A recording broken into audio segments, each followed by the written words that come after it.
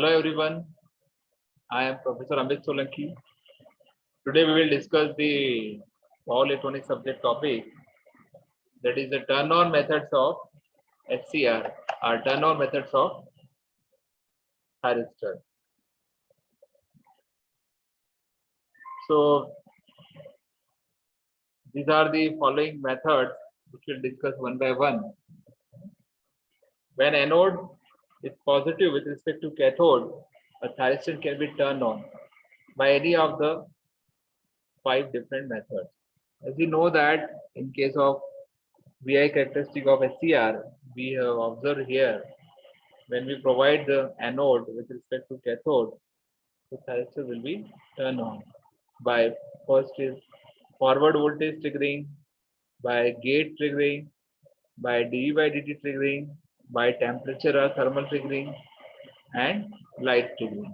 So these are the methods for turn on methods of SCR, or we can say that the triggering methods of the SCR or triggering methods of the thyristor. So let us first discuss the forward voltage triggering. So forward voltage triggering, that means the name of this method, you can carefully read, it says forward voltage triggering. This means we will make SCR on by applying forward voltage across its terminal. That is the meaning of the forward voltage triggering. What does this mean? That means this simply means that we will make it forward bias and will increase this bias voltage till SCR gets turned on. Let us now see how increasing forward bias voltage make SCR on. In this figure, you can see here there is a schematic diagram of the forward voltage triggering of the SCR. As you know that in forward bias, the SCR thyristor, the junction J1 and J3 are forward bias. As we already discussed in the SCR mode of operation VI characteristic. So in case of forward bias, the junction J1 and J2 are in forward bias, whereas junction G2 is in reverse bias. So therefore, increasing this bias voltage will narrow down the width of the depletion region of junction J2, and a particular voltage, this depletion region will vanish. At this stage, the reverse bias junction J2 is said to have avalanche breakdown, and this voltage is called the forward breakover voltage. The name forward breakover voltage is given as at this voltage, the VI characteristic of SCR breaks and shifts to its on position. So refer the VI characteristic of SCR shown below.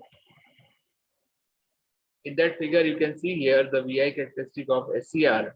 You may notice that at forward breakover voltage at the point of VBO, the VI characteristic or VI curve at this point VBO, the VI curve breaks at point capital M and shifts its on position with the point N, and the forward breakover current IVO.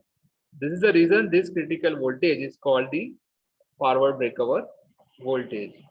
As soon as avalanche breakdown day at junction J2 occurs and current starts flowing from anode to cathode of the SCR, and the value of this anode current is only limited by the load.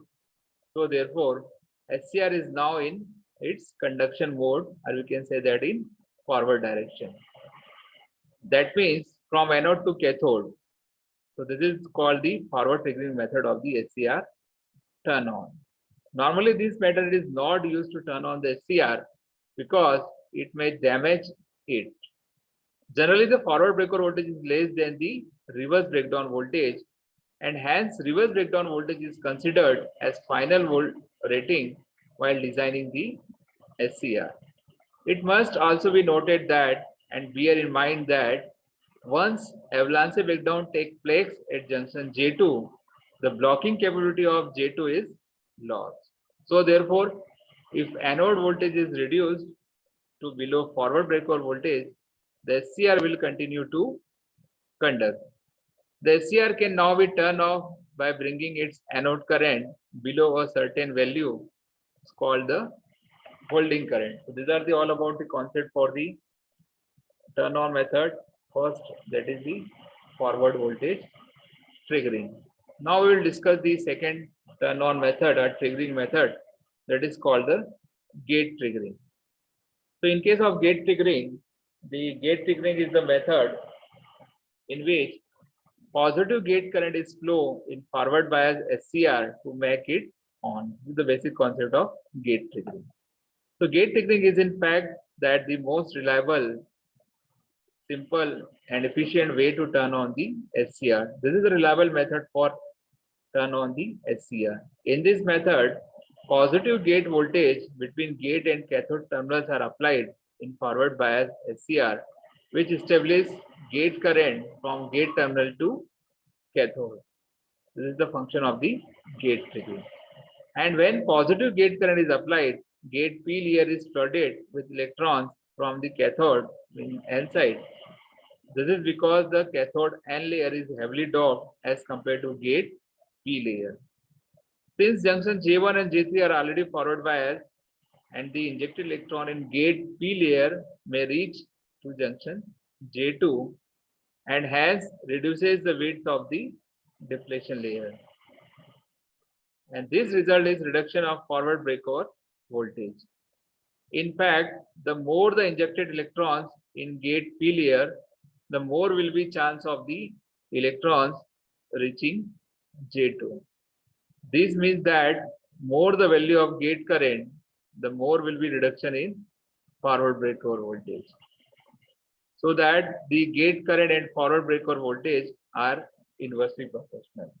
So in that figure you can see here, in that we will provide the gate voltage, okay, at the gate terminal. So following points can be observed and noted from the above curve. You can see here on the right side of this curve. When the gate current is 0, the forward breaker voltage is VBO, right? As gate current increases from 0 to IZ1, the forward breaker voltage reduces from VBO to V1. Similarly, the value reduces from V1 to V3 as the gate current increases from IG1 to IG.